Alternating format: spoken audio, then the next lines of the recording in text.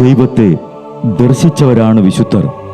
ആ വിശുദ്ധരോടൊപ്പം മാലാഖമാരുമായി സ്വർഗീയ ആനന്ദത്തിൽ ആയിരിക്കുന്ന ഞങ്ങളുടെ വാത്സല്യനിധിയായ അമ്മ ത്രേസ്യാളിൻ്റെയും പ്രിയ സഹോദരങ്ങളായ മണിദാസിൻ്റെയും ബ്രൈറ്റിൻ്റെയും പാവന സ്മരണയ്ക്ക് മുൻപിൽ ബ്രൈറ്റ് ഗ്രൂപ്പ് ഓഫ് അക്കാഡമീസ് പ്രാർത്ഥനാപൂർവം സമർപ്പിക്കുന്നു ഇന്നത്തെ വിശുദ്ധർ. അവതരണം അനിൽ കുഴിഞ്ഞകാല.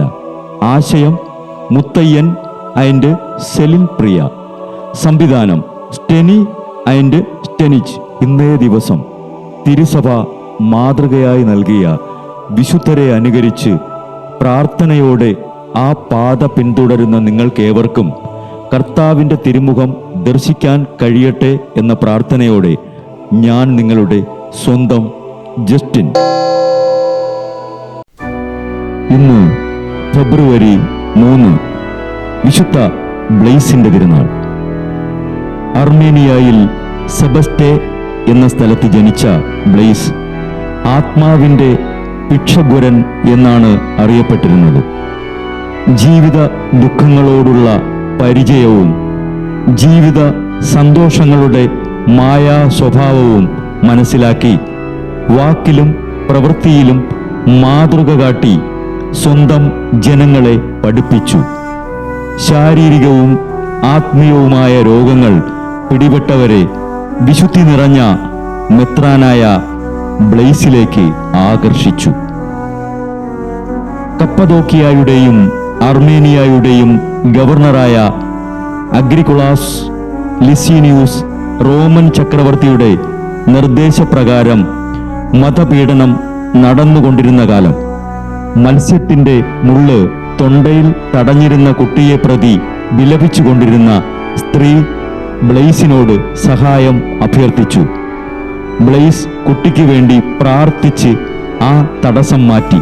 കുട്ടിയെ രക്ഷിച്ചത് കണ്ട ഗവർണർ വിഗ്രഹങ്ങളെ ആരാധിക്കാൻ ബ്ലെയ്സിനെ നിർബന്ധിച്ചു. ആ വാക്ക് ധിക്കരിച്ച ബ്ലെയ്സിനെ ചമ്മട്ടി കൊണ്ട് അടുപ്പിച്ച് ഇരുമ്പ് കൊളുത്തുകൊണ്ട് ദേഹത്തെ മാംസം വലിച്ചു കീറി. ചുട്ടുപഴുത്ത ഇരുമ്പ് പലക ശരീരത്തിൽ വച്ച് പീഡിപ്പിച്ചു. എന്നിട്ടും വഴങ്ങാതിരുന്ന ആ പുണ്യാത്മാവിൻ്റെ ശിരസ് ഛേദിച്ചു. തൊണ്ടയിലെ രോഗങ്ങളുടെ മധ്യസ്ഥയായ വിശുദ്ധ ബ്ലെയ്സെ, ഞങ്ങളുടെ എല്ലാ തൊണ്ട രോഗങ്ങൾക്കും വേണ്ടി പ്രാർത്ഥിക്കണമേ.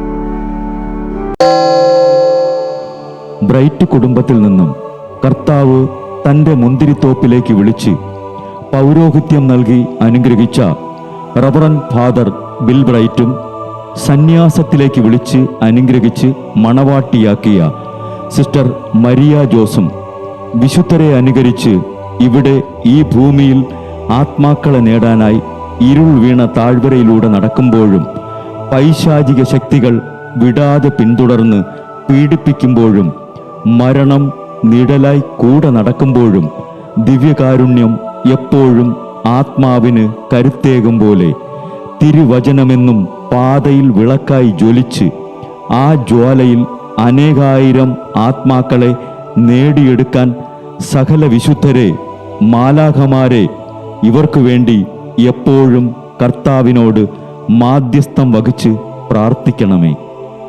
അനുദിന വിശുദ്ധർ നടന്ന വഴിയെ നടക്കുന്ന ഇവർക്ക് പിന്നാലെ കൽപ്പനകൾ പാലിച്ച് കരുത്തോടെ നടക്കുന്ന ഞങ്ങളും ഞങ്ങളുടെ പ്രിയപ്പെട്ടവർക്ക് അരികിലെത്തി നിത്യസൗഭാഗ്യം പങ്കിടാൻ അനുഗ്രഹമരുളണമെന്ന് കർത്താവേ അങ്ങയോട് ഞങ്ങൾ പ്രാർത്ഥിക്കുന്നു.